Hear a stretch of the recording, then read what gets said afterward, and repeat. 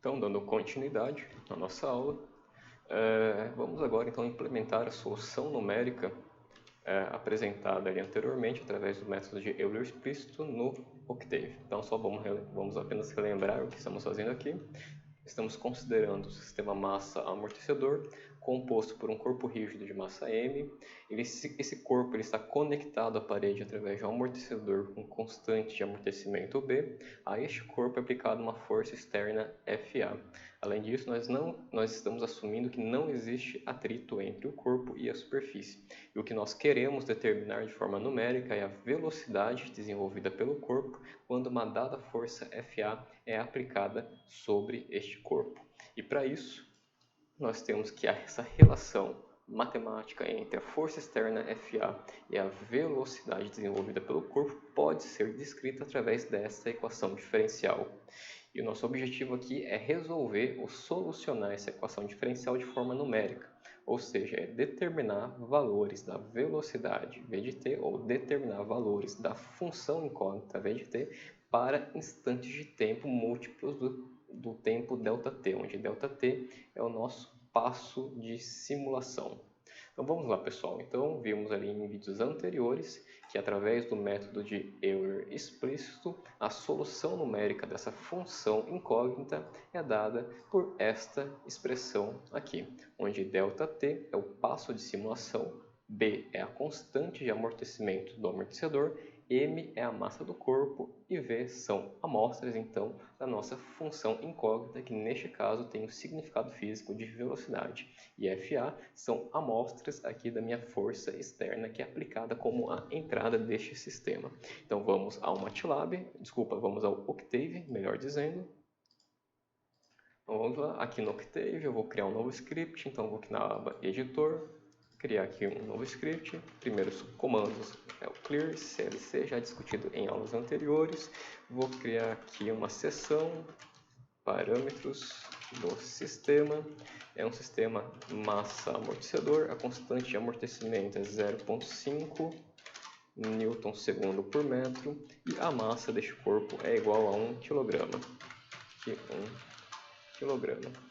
E aqui então vamos implementar o método de Euler explícito, tá? Antes disso, vou criar aqui alguns parâmetros de simulação. Criar uma seção aqui, parâmetros de simulação. O intervalo ou passo de simulação aqui eu vou deixar como 0,1, conforme nós consideramos no nosso exemplo apresentado no quadro em vídeo anterior. Então, passo de simulação. Lembrando que quanto menor for esse passo, mais precisa será a nossa solução numérica. O tempo máximo de simulação, que eu vou considerar aqui em torno de 20 segundos, é o suficiente. Vou criar também um vetor de tempo contendo uns instantes de tempo para os quais nós iremos calcular os valores da nossa função incógnita, que neste caso é a velocidade. Então esse vetor de tempo eu vou criar através de 0 até tmax, com passo aqui entre cada valor de dt. Então, desta forma aqui. Então, vou testar esses comandos na janela de comandos, só para ilustrar como é a execução dessas linhas. Então, tem ali o dt, que é o passo de simulação, que é 0,1. Meu tempo máximo de simulação vou deixar como 20. E vou estar criando ali um vetor de tempo, que vai de 0, passo dt, até o tmax. Então, esse é o vetor de tempo criado. É um vetor contendo, então, como cada um dos elementos, os instantes de tempo para os quais nós iremos computar o valor numérico da saída do nosso sistema, que é a velocidade, que também é a função incógnita da nossa equação diferencial. E aí sim, partimos então para o método aqui de Euler explícito. Para isso, antes de executar propriamente o método, eu vou criar aqui um vetor que vai armazenar os valores numéricos calculados para a função incógnita v, então um vetor de zeros, o número de linhas é 1 e o número de colunas. O número de colunas será igual ao número de elementos do vetor tempo. Para calcular o número de elementos do vetor tempo, podemos utilizar aqui a função numel. É N-U-M-E-L. Então, numel tempo retornará o número de elementos aqui do vetor tempo, que neste caso é 201. Então, vou aqui, numel tempo. Então, estou criando aqui um vetor de zeros com uma linha e 201 colunas. Então, é um vetor que vai armazenar como cada um dos seus elementos o valor numérico da velocidade desenvolvida pelo corpo. Além disso, para a primeira posição desse vetor, tá? Lembrando que vetores aqui no Octave e no MATLAB, eles são indexados a partir do índice 1, ou seja, o primeiro índice do vetor possui o índice 1. O primeiro elemento desse vetor eu vou deixar armazenado a condição inicial. Neste caso, como eu estou criando aqui um vetor de zeros, essa linha não faz diferença alguma, mas é sempre bom deixar aqui, tá? Que eventualmente a nossa condição inicial será diferente, então é sempre bom deixar essa linha caso eu queira mudar essa condição inicial, que para o caso do nosso sistema é a velocidade inicial do corpo. Além disso, eu vou criar aqui também um vetor contendo amostras da entrada do meu sistema, neste caso a força externa aplicada. Como no exemplo a gente considerou que é um sinal degrau unitário, então aqui eu vou criar um vetor de uns, também com o número de linhas igual a 1 e o número de colunas igual ao número de elementos do vetor tempo. Então aqui está a nossa entrada do sistema, que é a força externa, que é um degrau unitário, ou seja, todos os valores aqui de FA são iguais a 1. Então, por isso que eu estou criando aqui um vetor com elementos 1. Então, lembrando que essa função ons, ela vai fornecer para a gente aqui um vetor com todos os elementos iguais a 1. Aqui, para ilustrar, estou considerando 10 colunas, mas no caso do nosso exemplo, será 201 colunas, que corresponde ao número de elementos do vetor tempo. Com isto feito, podemos então de fato ir para as iterações do nosso método de Euler explícito. Então aqui eu vou considerar de k igual a 1 até o número de elementos do vetor tempo. Depois eu vou mudar isso daqui, mas por enquanto vamos deixar assim. E se nós voltarmos ali ao quadro, aqui temos então a nossa equação.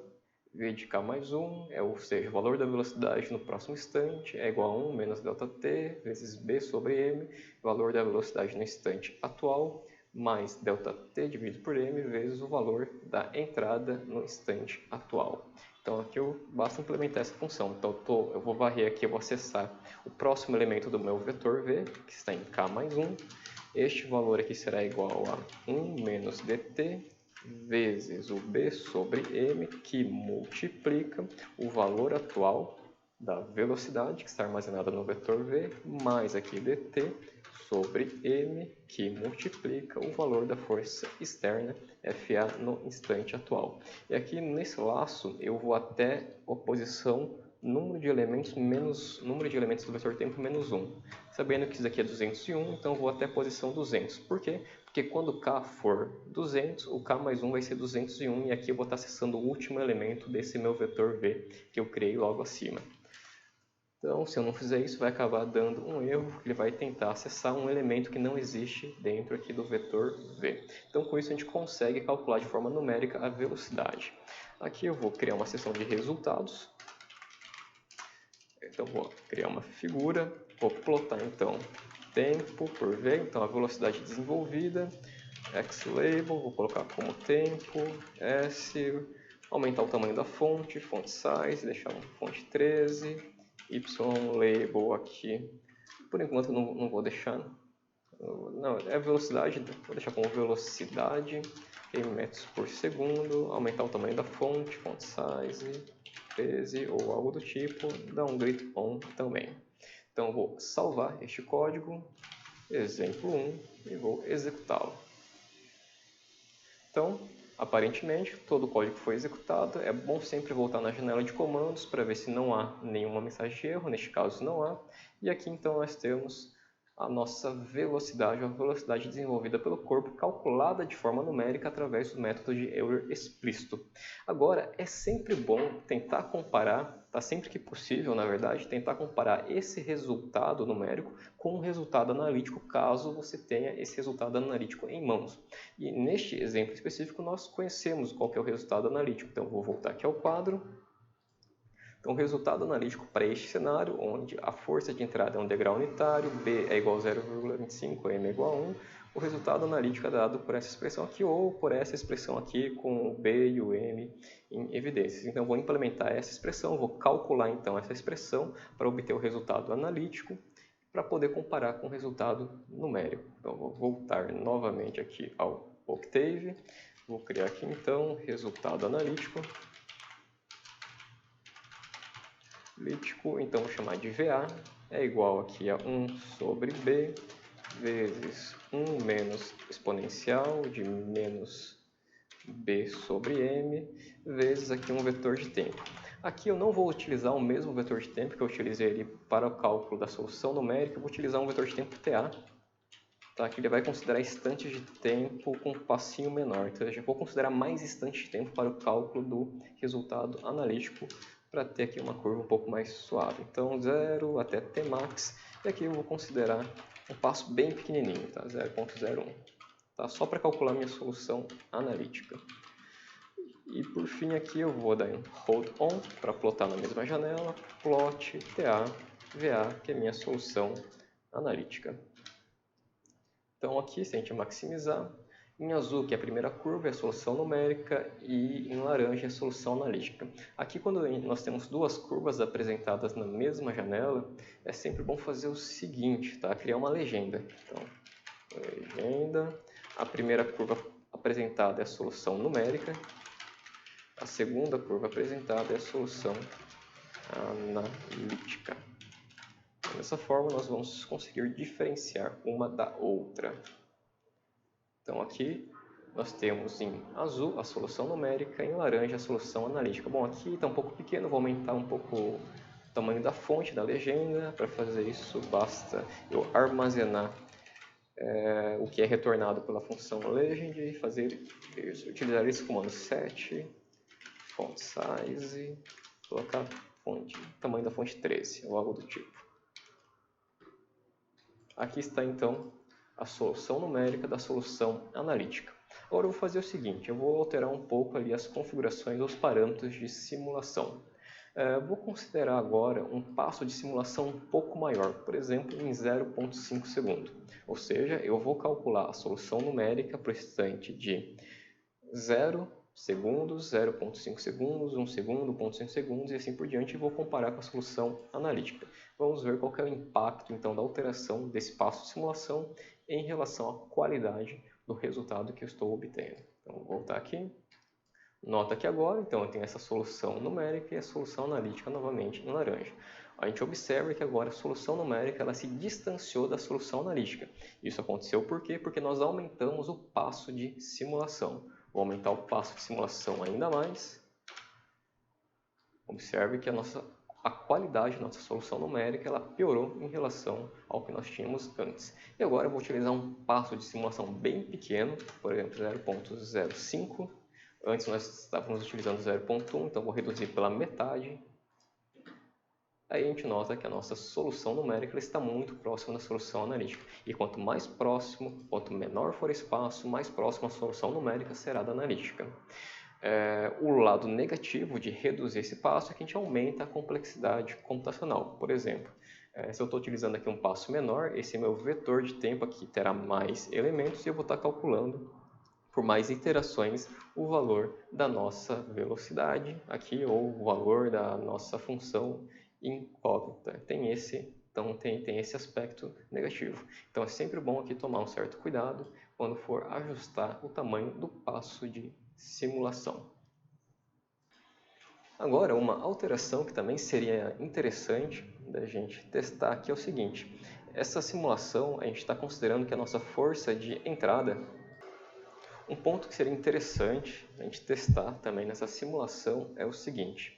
Aqui nós estamos considerando que a nossa força de entrada, a força externa aplicada no sistema, ela é igual ao degrau unitário. Vamos tentar obter a resposta do nosso sistema quando nós aplicamos um outro tipo de força. Então, para isso aqui eu vou tirar o resultado analítico, porque esse resultado analítico só diz respeito quando a força de entrada aplicada é do tipo degrau, então eu só vou remover essa parte aqui. E agora eu vou considerar que a minha força de entrada é uma função oscilante, ou seja, modelado através de uma função senoide. Eu vou considerar aqui que a minha força de entrada fica oscilando para a direita, para a esquerda, ali sendo aplicada no meu corpo. Por isso ela é modelada com uma função senoide, 2π, uma função senoide aqui de meio segundo. Vou multiplicar aqui pelo vetor de tempo. Ou seja, a cada iteração eu vou estar fornecendo aqui para essa equação que está calculando de forma recursiva a velocidade desenvolvida pelo corpo. Para cada interação eu considero aqui um novo valor da força que vai oscilar de forma senoidal. Então, com isso feito, com essa pequena alteração aqui feita nessa parte do código, eu vou salvar como esse código para salvar uma cópia, para não apagar o que eu tinha antes. Então, exemplo 2, e vou executar novamente. Então notem que aqui nós temos então a curva ou perfil da velocidade desenvolvida pelo corpo quando na entrada desse corpo nós aplicamos uma função senoidal. Aqui acho que vale a pena a gente plotar na mesma janela tanto a entrada quanto a saída. Então plot tempo FA, que é a nossa força de entrada. Vou tirar aqui o Y-label, vou criar aqui uma legenda. Então saída V de T e a nossa entrada FA de T. Vou aumentar aqui o tamanho da fonte, da legenda.